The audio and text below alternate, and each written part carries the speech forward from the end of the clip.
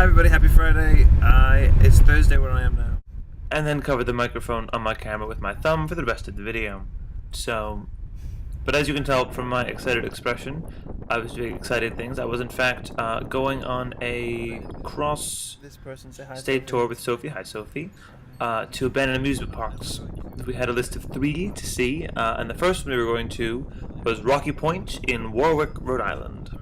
There's a beach path that goes around Rocky Point Park, and the rest of it's fenced in by the state of Rhode Island, and you can sort of look in and see turnstiles and main gates and all that good stuff. Old buildings, and it's all really, really very interesting. But that wasn't really enough for us, so after looking at all the cool stuff outside the fence, we found a way through and found this. The park closed in 1996, and there were multiple arson attempts, so they sort of tore everything down and sold the rides, and it's mostly piles of interesting rubble. But there's all these like cement areas where there are clearly things, and we're not quite sure what things they were, but it just looks really cool. And you can definitely see where there was a theme park here, which is really interesting, and it was also interesting to be sort of walking around and then going, hey look, over there.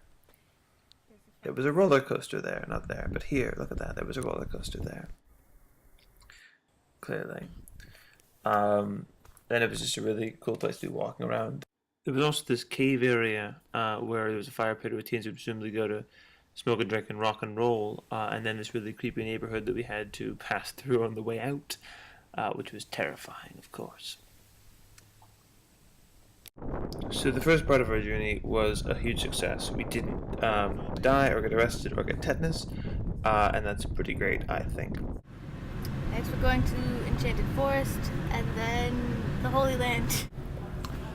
Hi everybody, I'm in the Providence, Rhode Island Convention Center in an unexpected detour. Sophie's phone/GPS died, so we thought we'd seek, we had like 10% battery life, and we made our way all the way here on 10% battery life. It died just before we got here, and Sophie is charging. I'll show you Sophie. You've elected to cancel the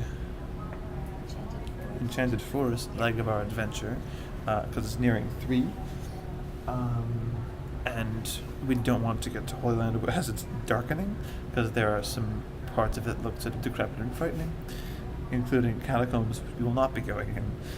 Under, even if it was bright out, we're not going in those. And some other things. I'm excited about Holy Land. We're gonna get there. It'd be like terribly dark and closed, and we won't be able to get in. But we're gonna try. We got into at least one, so not a wasted day. I think it's a success. All pretty great so far. Yeah. Okay. So hopefully, following this clip, there'll be some footage of Holy Land, or at least us looking at the gate with perplexed expressions on our face. See you then. Bye. The gate for the Holy Land was in fact closed and locked and otherwise unopenable, so we elected to walk around it because that seemed easiest. And once we got inside, we found all this stuff. It was pretty cool. There's a headless Jesus in a locked up chapel. But the part that we were looking for is up here. There's all these like illustrated Bible passages and places in the Bible. So this is Bethlehem Village, and up here I think this is Jerusalem. But it's all sort of mostly tiny buildings that have collapsed into themselves because it's been here for a good long while.